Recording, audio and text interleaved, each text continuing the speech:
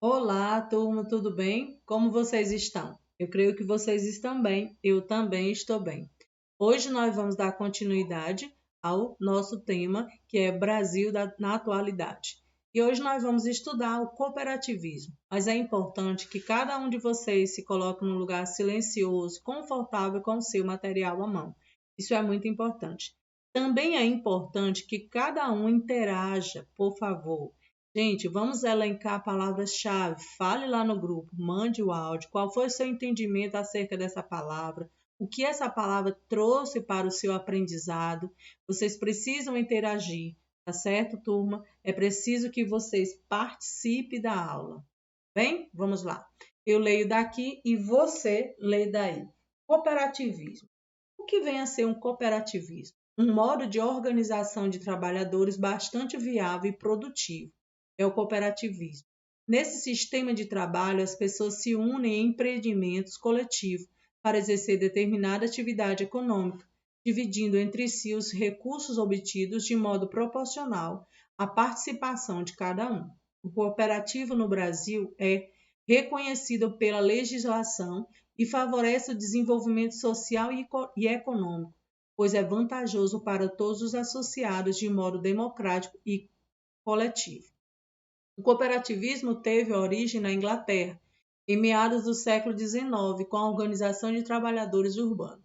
Em 1844, foi constituída a primeira cooperativa oficial reconhecida e no século XX foram instituídos outros princípios do cooperativismo.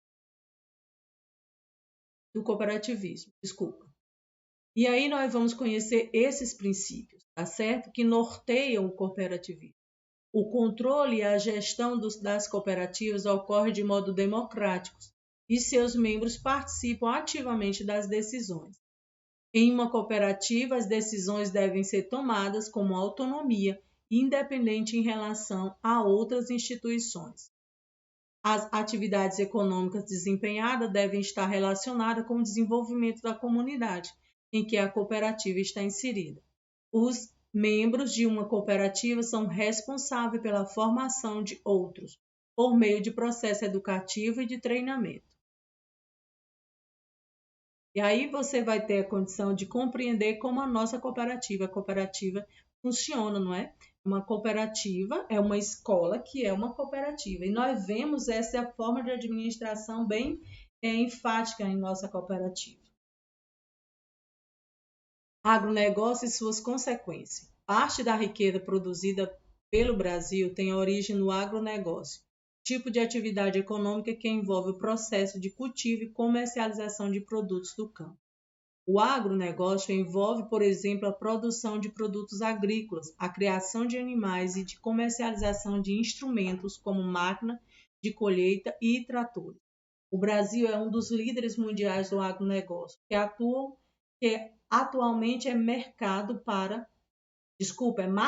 pela exportação de produtos.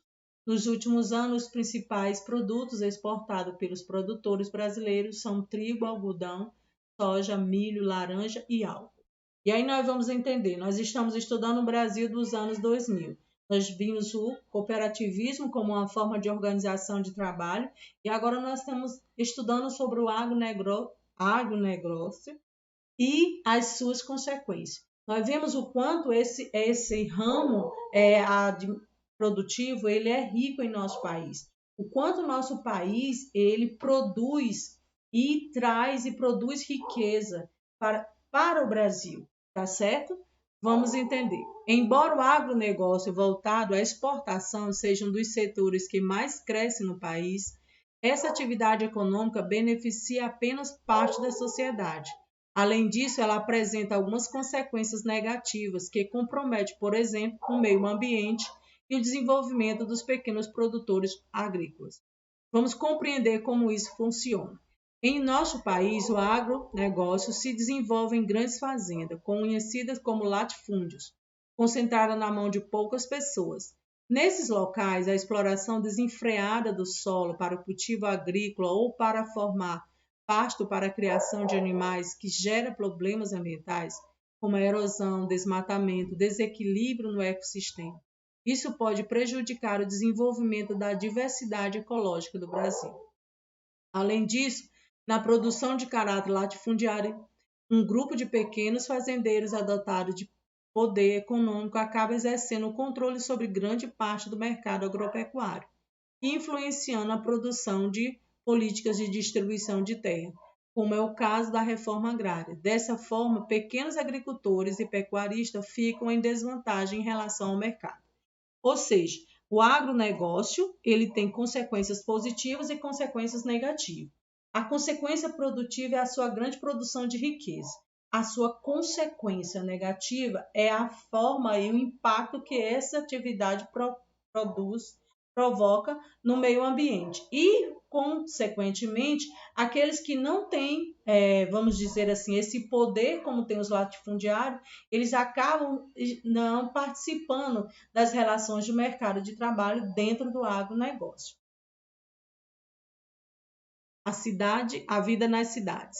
Atualmente, a maioria da população brasileira vive em cidades. A taxa de urbanização nos últimos anos chegou a cerca de 80%. Isso ocorre porque, ao longo do século XX, muitas pessoas migraram do campo para o meio urbano, com o objetivo de encontrar emprego e obter melhores condições de vida.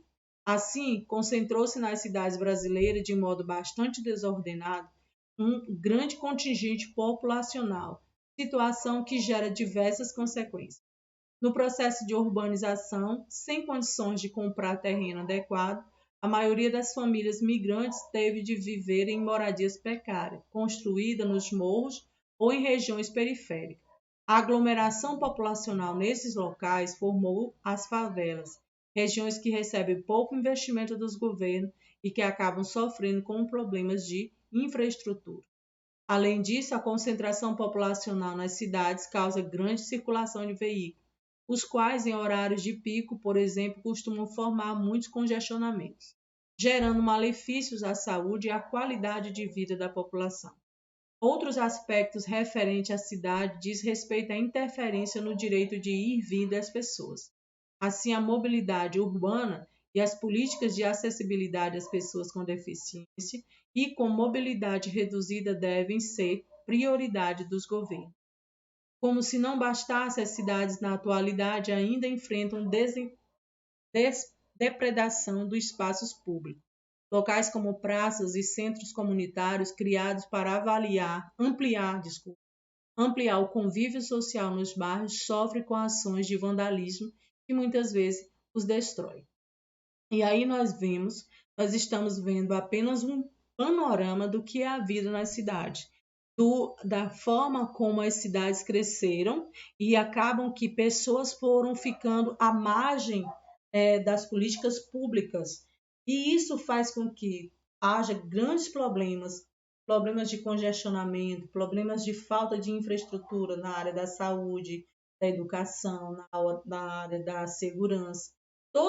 Toda essa, vamos dizer assim, essa aglomeração dessas pessoas em locais que não dão a elas condições de vida melhor, fazem com que todo o governo deve se preocupar em elaborar políticas públicas que possam atender essas pessoas, para que essas pessoas tenham qualidade de vida, pois essas pessoas que estão à margem, nas vilas, nas favelas, nas periferias, elas também produzem riqueza.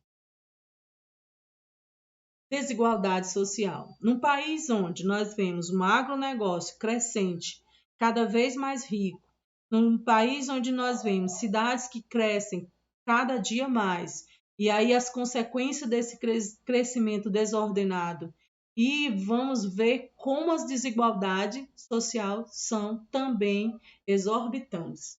Ora, desigualdade social, um número de pessoas bem pequeno, concentrando riqueza para todo o país, e uma maioria esmagadora cada dia ficando mais pobre. É mais ou menos isso para que você entenda o que são ou o que é desigualdade social.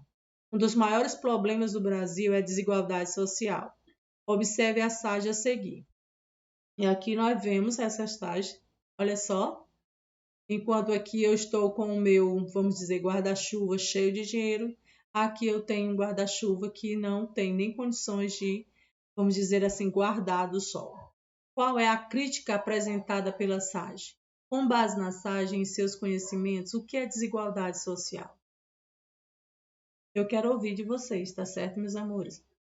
A situação de desigualdade social é caracterizada quando uma pequena parte da população concentra a maior parte da riqueza do país, recebendo uma renda elevada. Consequentemente, a maioria das pessoas obtém renda mais baixa, pois tem acesso à menor parte da riqueza do país.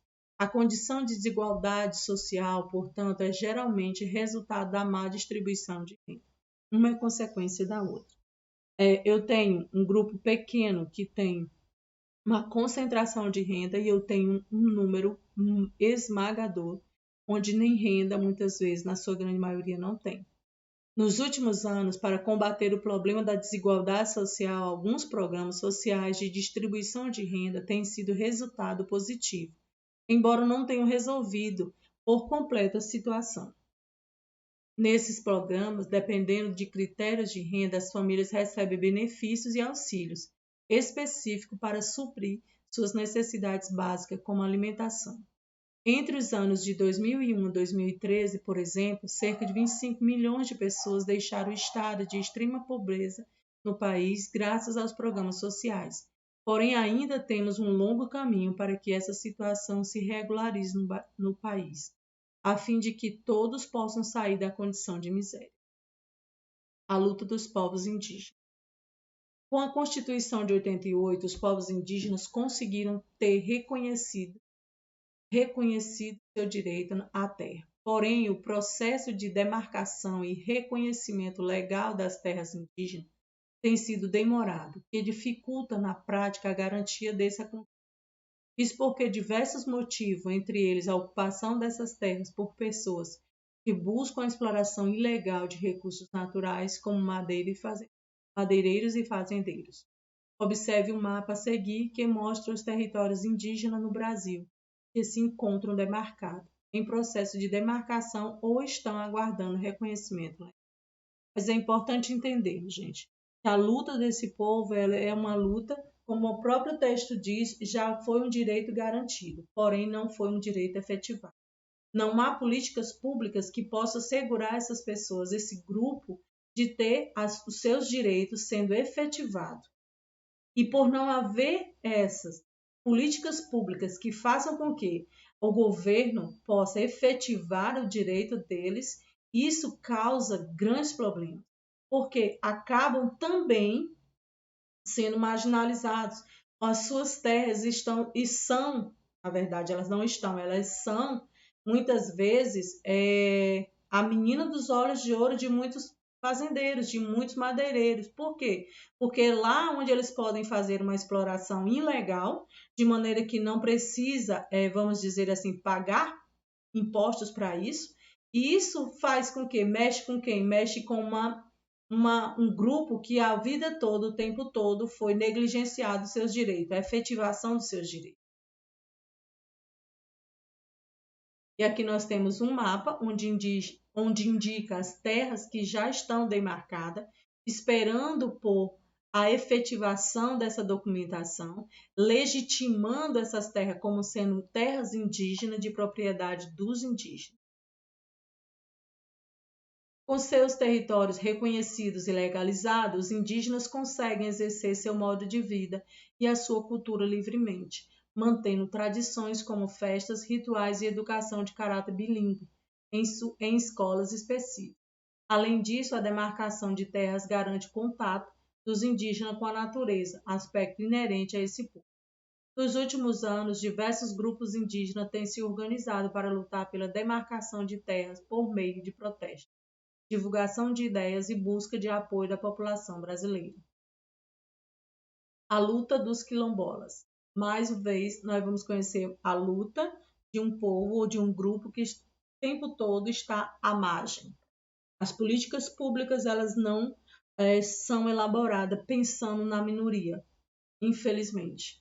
Outra população que tem empreendido muitas lutas pelo reconhecimento de suas terras no Brasil é o grupo dos quilombolas. Essas pessoas apresentam identidade étnicas associadas às populações de origem escravizada e afrodescendentes, e vivem nos povoados formados onde antes existiam os quilombos, territórios que hoje conhecidos como comunidades quilombolas. De acordo com os dados recentes, existe no Brasil por volta de 3.000 comunidades quilombolas espalhadas em 24 estados. Nelas são comuns o trabalho em cooperativas e também a extração de recursos naturais de modo sustentável. Há uma grande preocupação com a manutenção da cultura e história local, visto até mesmo nos currículos escolares, que são adaptados à manutenção de suas tradições. Atualmente, muitas comunidades quilombolas encontram dificuldade para serem reconhecidas pelo governo, principalmente por causa da disputa de território e de extenso trabalho burocrático, que é necessário para a legalização das terras. Uma das primeiras etapas desse processo é o autorreconhecimento identitário da população. Observe a seguir como funciona o passo a passo do reconhecimento de uma comunidade quilombola. Como conseguir o reconhecimento dos territórios quilombolas. 1. Olha só, e aqui, acabei de ter uma ideia. Eu quero que você, principalmente você que está totalmente remoto, eu quero que você faça uma lida. E você lá no grupo de WhatsApp participe me descrevendo para mim, para a turma, como é ou como são esses passos para o reconhecimento das comunidades quilombolas. Tudo bem, turma? Então, essa foi a nossa aula de história. Espero que você possa fazer uma segunda leitura, ter muita atenção, elencar palavras-chave, buscar o entendimento do conteúdo a partir dessas palavras, tá certo? E interagir lá no grupo de WhatsApp. Espero que você possa fazer bons estudos e, com certeza, ter êxito na sua atividade avaliativa. Beijos e até a próxima!